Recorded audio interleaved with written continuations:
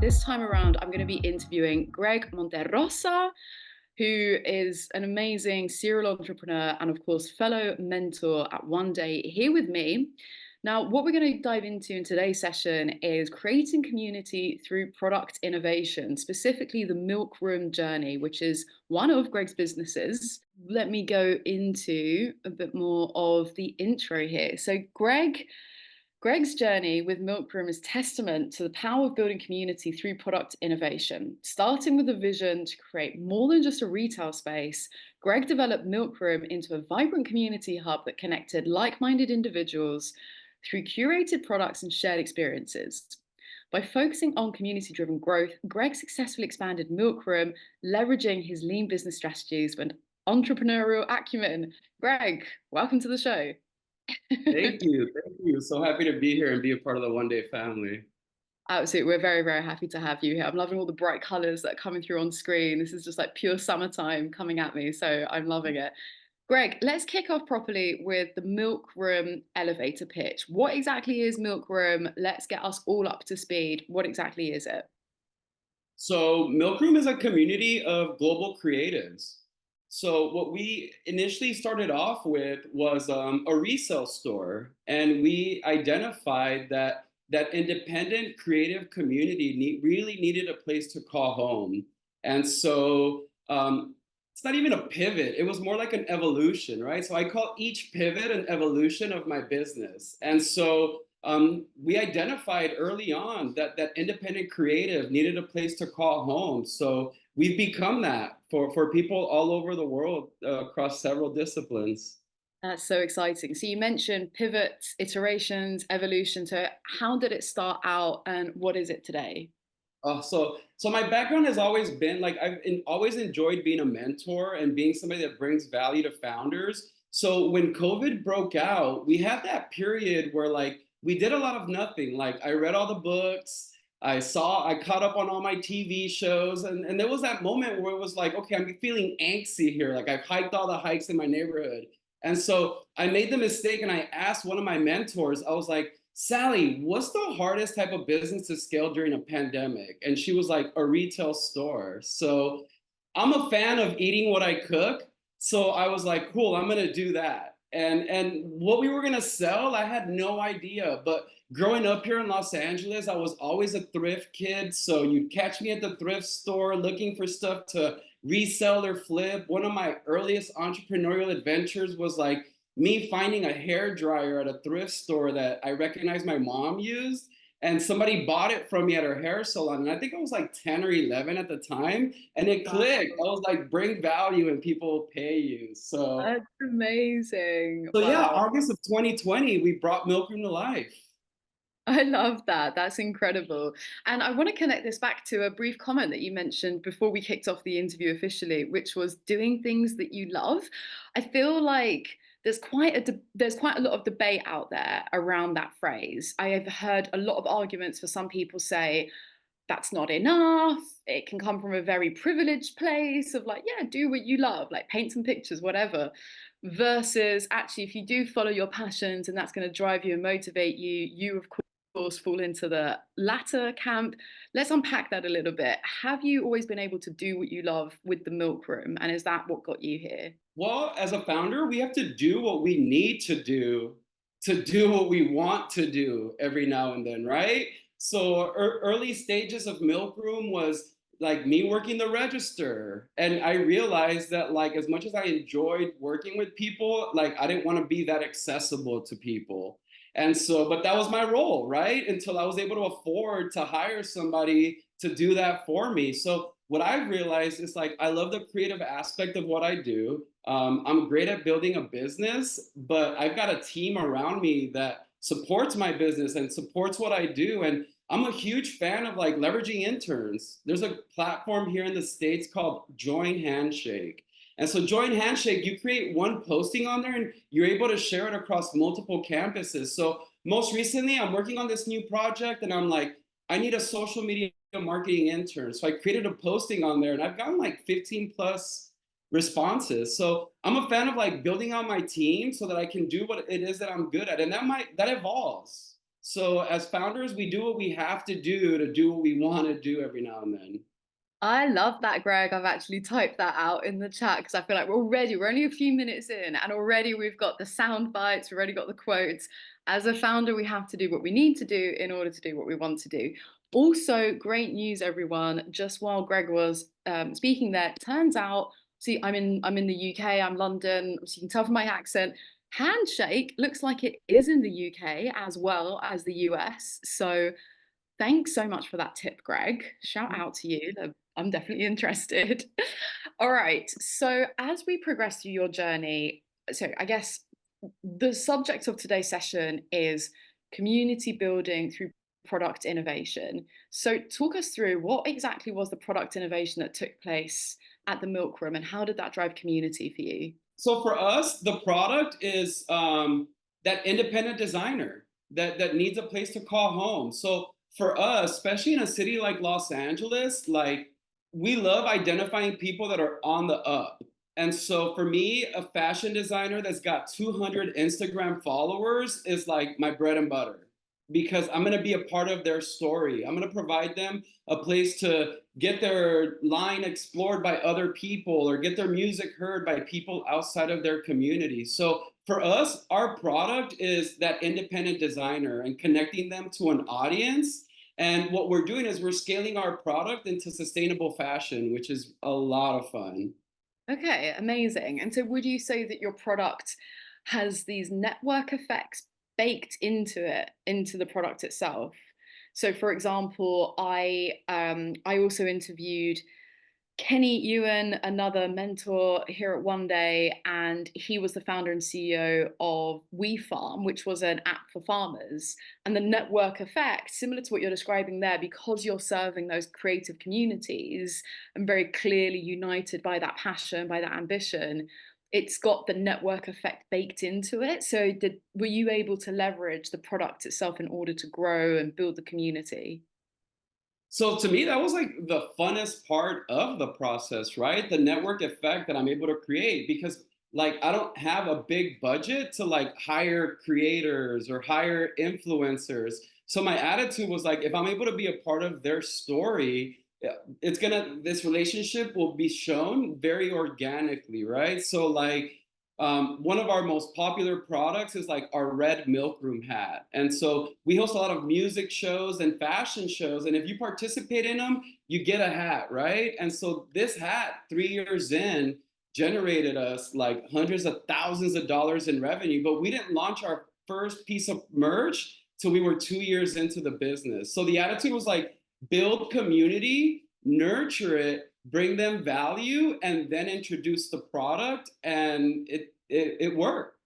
I love that. Do you remember how big the community was by the time you launched your own products? So I knew that for our 2nd year anniversary, I wanted to introduce this red milk room hat that I had been wearing for the past 2 years.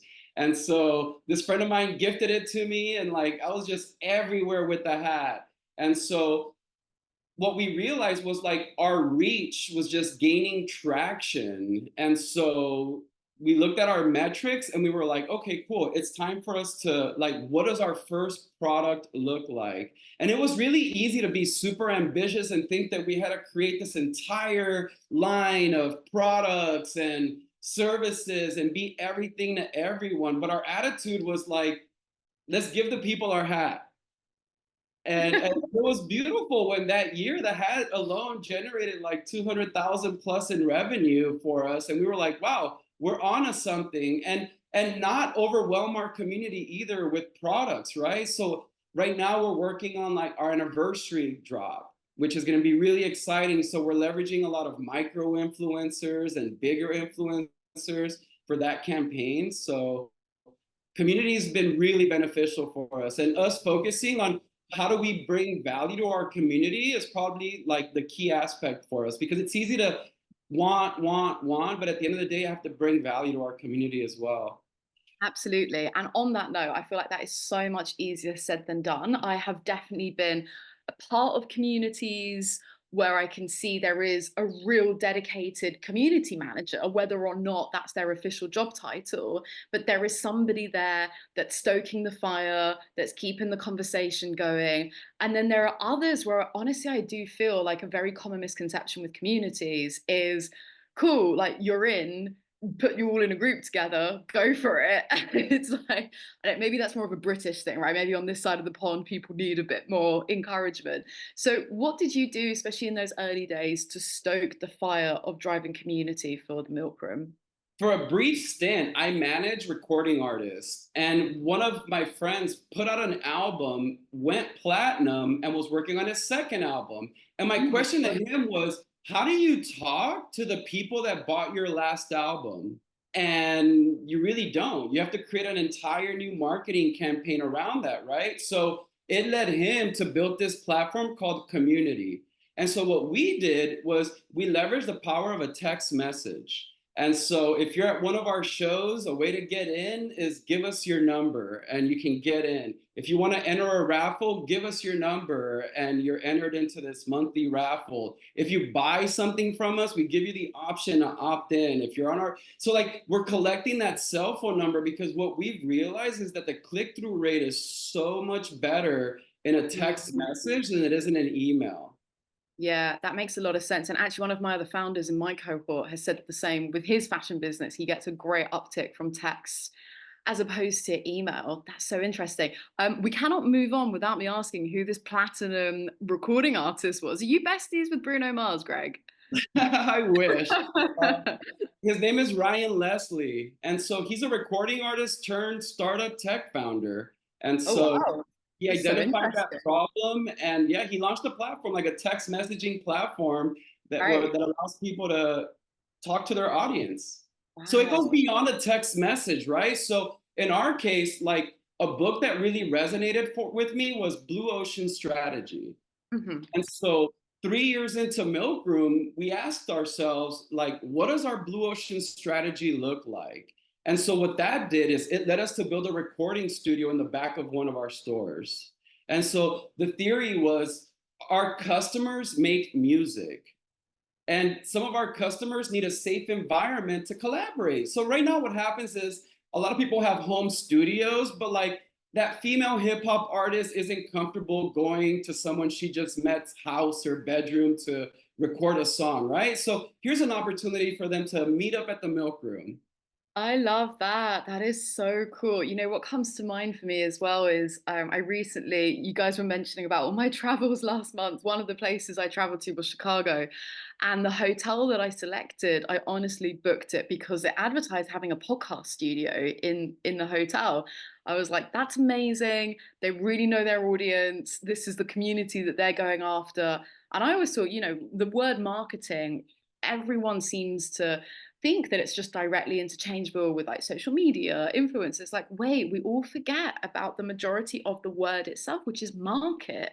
Who's the market that you're marketing to? We always forget that. So start with the customer and work back. And it sounds like that's what you did with your audience as well, putting a record studio in the back of your store. Was there anything else that you did that was very much working back from the market as opposed to just shiny new thing syndrome, Greg? Well, it was also in the back of our store in Ventura, we had a cut and sew lab back there. So we gave a Oh, space wow. for the designers that were making the clothes that we were selling to like, here, come sew back here, come screen print here. And then what that did was that 14-year-old who was like, how do I put this design in my head on a garment, was able to like see the process, participate in it. And again, we become a part of their story. So I think there's like 26 people that have our logo tattooed on them running around. What? This is a proper like cult classic already, right? People getting the logo tattooed. That is amazing. I feel like that's another like entrepreneurial milestone. We need, you know, forget about the neon signs, forget about the venture capitalists. You want people to get their logos tattooed on you. That's incredible, Greg. All right, so moving on, you mentioned micro influencers before. I wanted to go deeper on marketing. So what was the single most, if you can pick one, what was the single most successful marketing channel for you at Milkroom that helped you go the next level? So for us, it was identifying micro and large influencers that our community would resonate with and creating zero cost partnerships with them where we gave them a space to create content, record music, get featured on our blog. Turned out to be very beneficial for us because it was more than a product placement, but it was more of like a lifestyle promotion. Yeah, yeah, I love that. That's so cool. And like, how did you go out? Was it very time consuming to go out there and find all those influencers? And how did you approach them? Because I feel like, especially these days, with my founders at least anyway, it's, if you send them a DM on Instagram, that doesn't get seen unless they accept it because it goes into the hidden inbox. They don't really use their email. What worked for you? Have you got any practical tips and tricks from your influencer marketing? So for us, phase one was connecting with everyone that walked into the store, right? So someone walks into our store, or somebody meets us at a flea market or a pop-up shop. We're trying to keep up with them, like, hey, let us follow you on Instagram and support your shine, is the Nice. line, right? But in reality, it gives us the opportunity because, like, I don't know who every micro influencer is. And if one of them is already a customer of my product, like, what a great relationship, right? And nowadays with platforms, so TikTok has this whole back end where you can find creators that are willing to work with you in exchange for product. Yeah. And is that just through searching on TikTok, or is there a specific place people So can there's a find them? specific place. It's the portal or the creators hub for TikTok. And as a Yeah. business, you can go on there, select your industry, and again, see what influencers are willing to work with you in exchange for a hat, in exchange for a t-shirt, in exchange for some recording time. And then there's another platform called Join Brands. And so what I'm looking for is I'm looking for the influencers that are actively looking for opportunities. I love that. So You heard DM it here Red. first, guys. The Creators Hub on TikTok. I love that. I love that.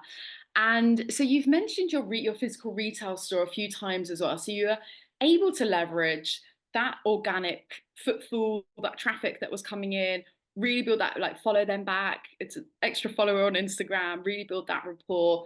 We can't not talk about any of the kind of the overheads with having like a bricks and mortar physical space. So would you mind sharing, like, was that a pop-up? Did you rent the space? Was it a lease?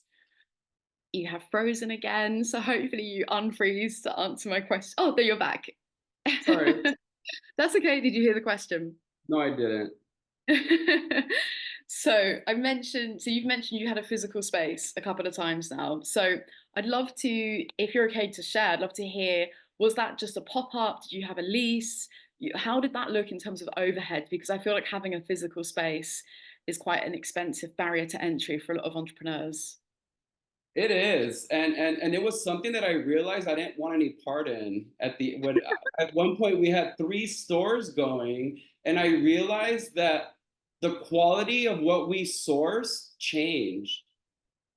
And so at first, my impression was like, let me open up as many stores as possible. And like the original feeling that we had at our first location, like was just a transaction by location number 3. And it just didn't have that sense of magic around it anymore. And so we took it back and like, yeah, we were rocking. We had 3 stores going at one point, and then slowly we started scaling it back and it became like the Disneyland effect, right? So I like love Disneyland that. doesn't have a phone number where you can call and say, "Hey, like what's happening today?" You have to just show up. And so Yeah. now what we're doing is we're migrating our community to an app. So like our customer base, our reach has increased to the point where our riskiest assumption was will our customer and will our audience migrate to a mobile app? And so we ran the dry wallet test, right? So what we did was we sent out an email and a text blast announcing that we were working on this app. And so like we physically saw how many people were clicking the icons to download the app. Amazing. So you call that a dry wallet, do you? Yeah, just to like let me put it I out will. there to see if they'll buy it before Yeah. I spend the money to build an app, right? Yeah, yeah, I love that. I love that. I think what I've come across is the smoke test. Is that the same thing, Yeah, basically? The same smoke thing, test same type thing. on it, Yep, right? yep. I love that. That is so cool. That is awesome. And so with the retail stores again for a sec, because that's super interesting. So I love that you had those ambitions and then actually you're like, okay, we're losing that magic. We're losing something like, well, it's like strip it back, get the Disneyland effect. I love that. Did you need to kind of get any grants or external investment at all for the physical spaces, or was that just kind of reinvesting profits? How did that Um, work? so I'm a fan. Like my MVP should embarrass me. Yeah, yeah, exactly.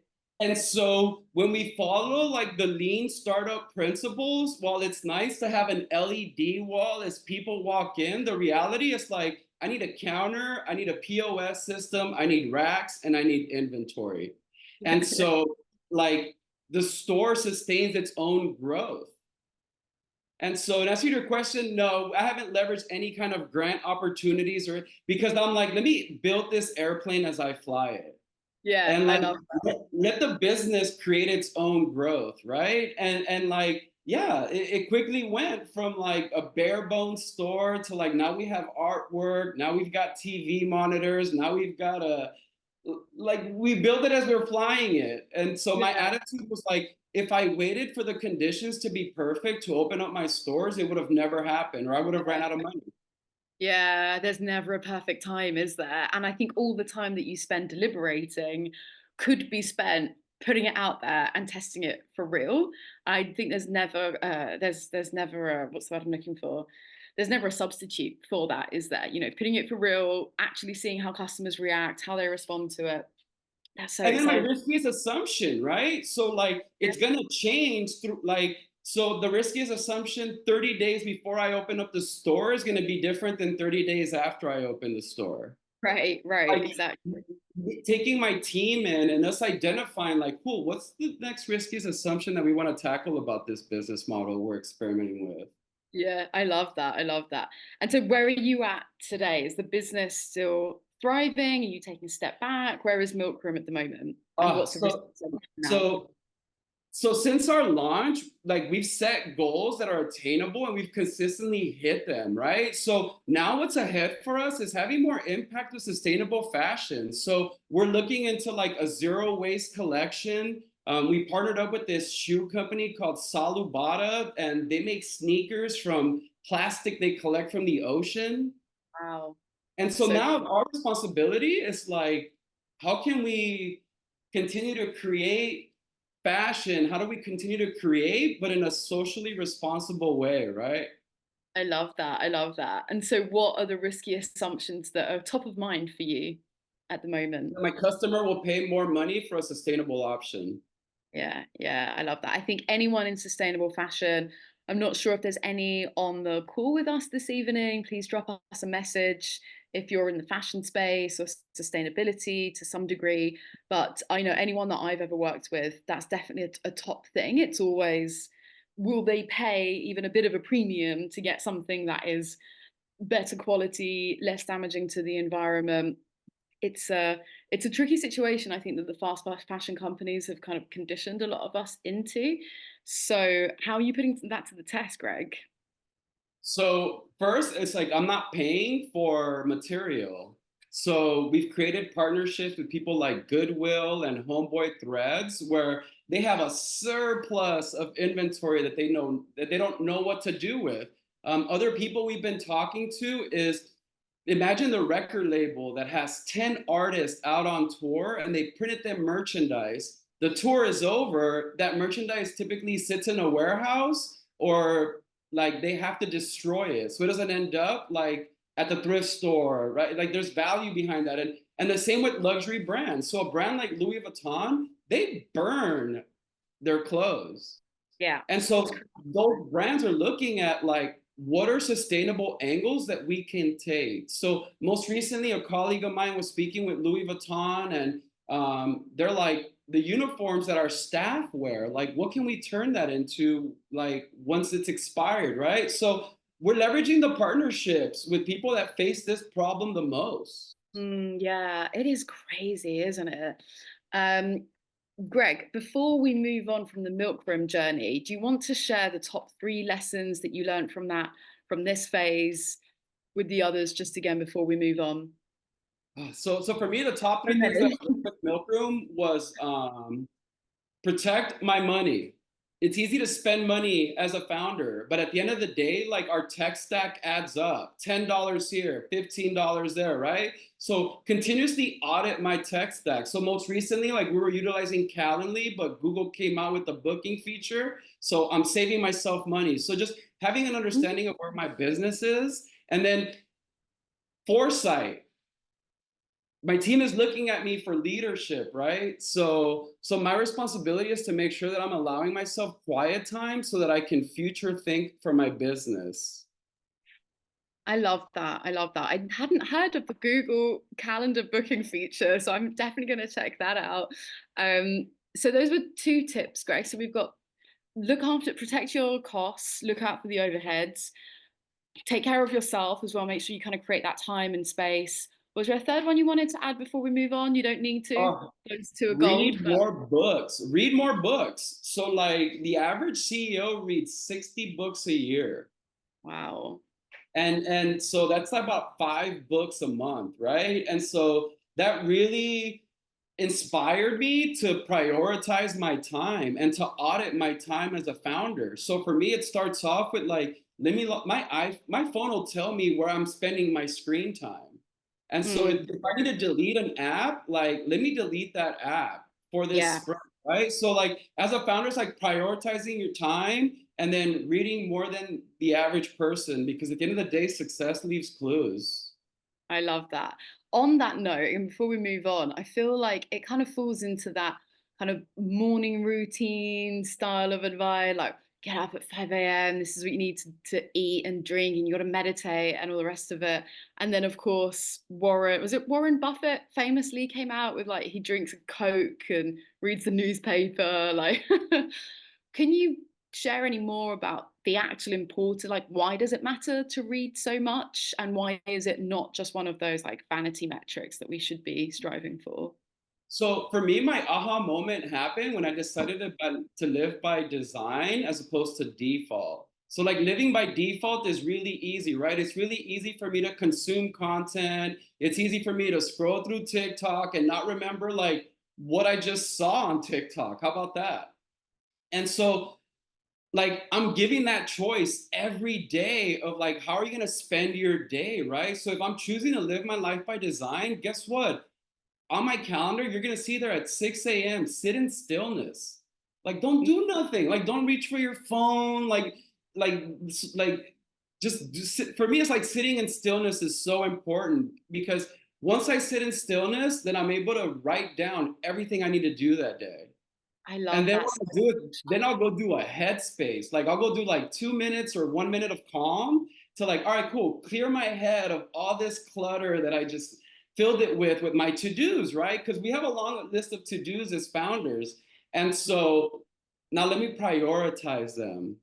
Yeah, I love that so much, Greg. I love it so much that I typed out that quote in the chat as well. Again, another fantastic soundbite from you. Live by design, not by default. You're so right. And I think hopefully everyone here and all of our listeners at home as well will resonate with that. As entrepreneurs, we're very much masters of our own destiny, right? We want to go out there, we want to create. Why don't we take that same approach and be entrepreneurial with our own life and design the life, not live it by default? I love that so much. I just also want to underscore on how much of our time does get sucked into our phones and the apps, as you say as well. I don't know about you, Greg, but with my squad, it comes up very, very regularly, the whole subject of not enough time. Like, and even outside of my squad, even general conversation, like no one has enough time. But you look at your phone and you see actually how many hours have you spent on Instagram this week? Here in Los Angeles, we idolized Kobe Bryant, and his work ethic was unmatched. So he was the type of individual that would show up to practice hours before everyone else. and he'd stick around hours after. And like his skills showed that. And so, like, as a founder, if I don't feel that I'm like living my best life right now, that I'm not like reaching the heights that I feel like I deserved, do I have that Mamba mentality in me? Right? Am I willing to put in the work? And like, as a founder, like, we have to put in the work. That's it. Yeah, yeah. I apologize. I'm not sure if anyone else is getting it. It's lost on me. Why is it called Mamba? The snake, the big black snake and so they nicknamed Kobe Bryant Mamba, the Black Mamba. Ah, And so it's okay. the Mamba mentality, right? Of like, if I feel like I don't have enough time, guess what? I'm gonna wake up an hour earlier because that's how bad I want it. Yeah, I yeah, can't wake exactly. up at 9 o'clock thinking that I've got the world at my like New York's already shutting down for the day. By the time the coffee kicks in, it's like no. So that mama mentality has me up at 6, has me up at 5:30 when I need to really get big things done, right? Because like that's how important it is to me. Yeah, yeah. And so what would you say with the anti-hustle culture in mind then? So people being like, oh, that's toxic, bad advice, don't just, that's just a recipe for burnout. What would you say to that, given you need the Mamba effect to succeed? So how about this? I'm waking up earlier so I can meditate. I'm waking up earlier so I can read. I'm waking up earlier so I can get some yoga in, so I can work out, so I can treat my mind and my body like the temple that it is, right? So like for me to get my day done and not being able to do that, like will be a disservice to my day. And I so for me, understand. it's like priority, like work is work. Like there's always going to be things to do, right? But I've created 3 questions that validate each day for me. You've got to tell us what they are. I love that, Greg. Come on, what are Uh, those 3 questions? so before, I was the type of founder that would sit in bed with his phone or laptop out, thinking that like I had all this work to do, right? So I created these 3 questions that I ask myself each night, and one of them is, what did I learn today? What did I contribute to? And what did I enjoy today? So as I'm laying in bed and I answer those 3 questions with sincerity, I'm getting a really good night's sleep. And so I have to ask, I'm going to be very like, break it down, super practical. Are these just 3 questions in your mind that you mentally ask yourself while you're lying in bed, or do you journal, or is it an app on your phone? Like, literally, what do you do with those 3 questions every Uh, night? So initially it started off in a journal. Yeah, And like now I just ask myself as I'm laying there in bed and like I sleep with a smile, right? When I'm thinking about like what I contribute to today. And like I'm running through like my day in my head. What did I learn today? Oh yeah, that was really cool. Or like, and then more importantly, like what did I contribute to today? I love that. I'm just going to type them out. So they were, what did I contribute to? What did I enjoy? What was the first one again? Sorry, And Greg. what did I learn today? What did I learn today?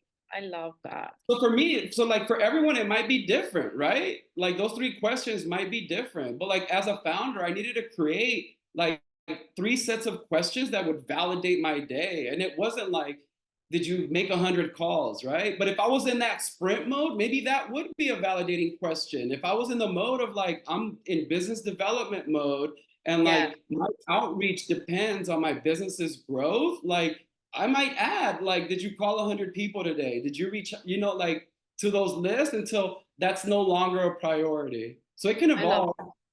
I love that. I love that. Thank you so much for sharing. I've put that in the chat for you guys to take inspiration as well. And I think something else I just want to underscore there, you mentioned about like sprint mode. If you're in that mode of business development, whatever, I think just something to speak to on the whole kind of productivity hustle culture point there is we go through phases. I don't think it's realistic for everyone to like get up at the crack of dawn, down 3 cups of coffee, get a head start on New York. Like there'll be phases. You might be fundraising, you might be in like deep BD mode where you need to get that. But then I think it's worth mentioning that give yourself that grace when you can, when you can afford to like dial things down a little bit. Would you agree with that, Greg, or any other thoughts you want to add to that? Absolutely. So like for me, like there was a point in my life where like I was not accessible on Mondays. Yeah, I love that. And now it's my Friday. So like I need a day to like make sure that Yeah, I'm doing the things that I enjoy outside of work because like I enjoy what I do so much that I could just do it all the time, but it would affect my relationships with other people outside of my workspace, right? So like yeah, I need to take my mom out to dinner. I need to, like go around the block for a few times and go see something different. So yeah, like yeah. I love making sure that we schedule that downtime for ourselves as founders, right? So like I don't take meetings on Fridays. And for the longest time that used to be a Monday. And then I realized how much I missed not doing stuff on Monday. So I switched it up to Fridays. And so that. as I love founders, like we get to live by design. I love that. Live by design. I love that. I love that so much, Greg. I just have to ask you before I come on to my final couple of questions. And again, reminder to everyone, if you've got any questions, please drop them in the chat. We're going to come to the Q&A in just a minute.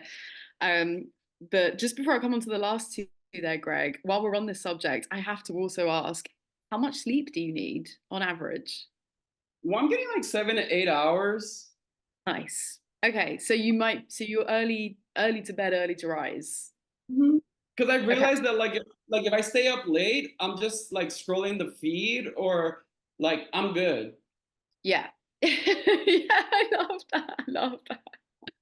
All right, good. I'm glad to hear you still get a decent amount of sleep. Oh That's yeah. good. I needed to ask you that from an interviewer standpoint, but also as Steph fellow mentor, make sure you get enough sleep. So that's good to hear, Greg. You know what? All I right. wish I had the skill to take a nap. Sorry. I wish I had the skill to be able to take a nap. I've got this friend of Yeah. mine who will take like a literally a 15-minute power nap, and I'm like, wow, I wish I was able to do that. You and me both, Greg. I do not have that skill whatsoever. You know what? I once read a very old Richard Branson biography a million years ago, and he talked about how a big superpower of his was being able to take a power nap. He was like, wherever, whenever I need to get some shut eye, I just shut my eyes, get some sleep, and I'm good. And I'm like, damn it.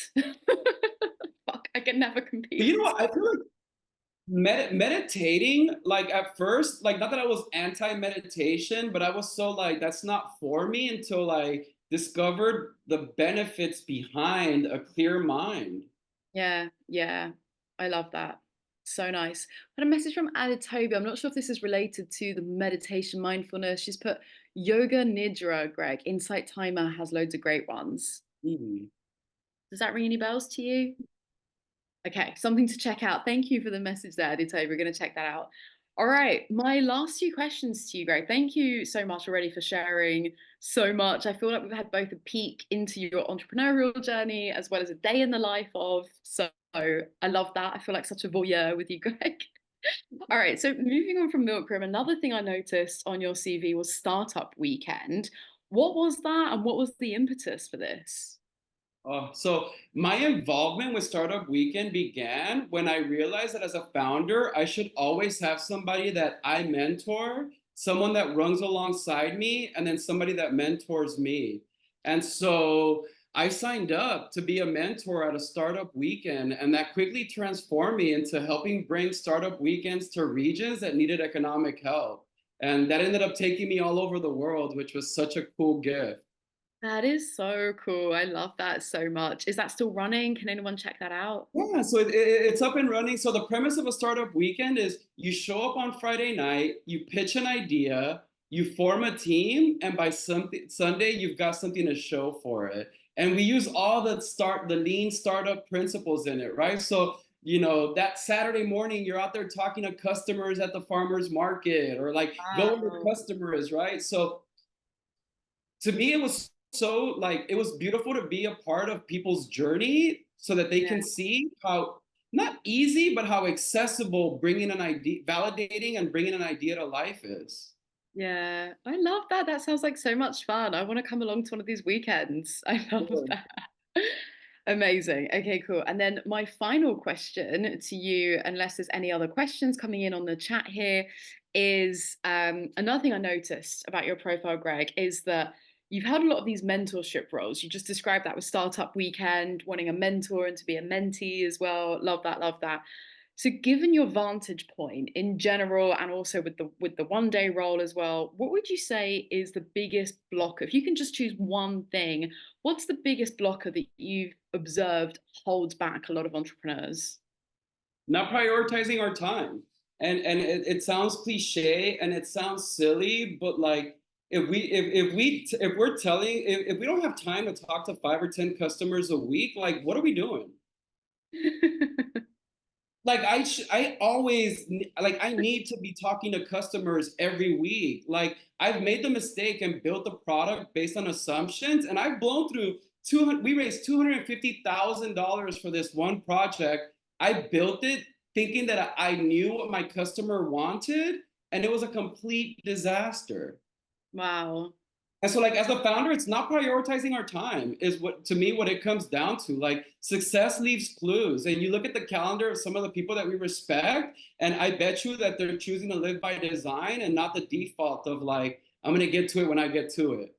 I love that. I love that. Keep coming back to that mantra again. So, so good. All right, fantastic. Greg, I feel super energized by you. I'm loving all of this, resonate with everything you say, and I hope everyone else is enjoying this conversation as well. We've had a question come in from Constance. I would like to know this as well, actually. So, great question, Constance. How can we participate in Startup Weekends? What program is it through? Where does this happen? Greg, how do we get involved? So the program is ran through Techstars. Okay. So So, so if you go to Startup Weekend, at the time was .org, you'll be able to find a startup weekend in your community. And especially if you're one of the one day founders, like, you know, that foundational, like the lean startup principles people need to validate and bring ideas to life. So if you're not mentoring somebody, like go find somebody to mentor over the course of a weekend and watch how your business thrives. Like the moment I started sharing myself with the right people, like magic just happens for my business. Like as founders, we thrive in community. There's this misconception of like the lone wolf, the lone warrior as a founder, and it doesn't work that way. We don't scale businesses alone. We need communities. So if you're not already mentoring somebody, like go mentor someone and watch how rewarding that's going to be to you. I love that. I love that. And Constance, thanks so much for the great question. Selfishly, I'm also very happy you asked that question because I think it sounds awesome. So, yeah, through Techstars, hopefully you can find one that's locally organized in your area. Okay, I'm going to go back to sharing my screen. Ladies and gentlemen, it is now quiz time. So please scan the QR code that is on the screen. I'm also just going to pop the link in the chat so you've got both options. And we'll give everyone a couple of minutes before we go through the questions and answers together. Greg, should we go through the questions or should we give everyone another minute? What do you think? Let's go through the questions. All right, question number one. What was the single most successful marketing channel for Milk Room? Greg, do you remember what you said? I'm going to say micro and macro influencers. Influencers, absolutely. Well done. You got your own question correct there. Identifying influencers in the community that the community would resonate with and creating zero cost partnerships for content creation and promotion. Fantastic. All right, next question. What was the impetus for Startup Weekend? Greg, we just talked about this. The desire to be a mentor. Yeah, absolutely. Greg realized the importance of mentorship, signed up as a mentor, which led bringing Startup Weekends to economically challenged regions worldwide. And then lastly, please rate the event. We hope that you all enjoyed it. That's it from us, everyone. So thank you so, so much. Our next event is the power of storytelling with Tamara Jones. So please scan that QR code and make sure you register. I would love to see you there. In the meantime, thank you all so much again for sticking around. And of course, Greg, a huge, huge thank you to you, my man. It has been an absolute pleasure to hear more of your story. So thank you so much. Of course. And again, I'm here to serve. So if anybody wants to connect, just reach out. Thank you so much, everyone. Thanks a lot. We'll see you next time.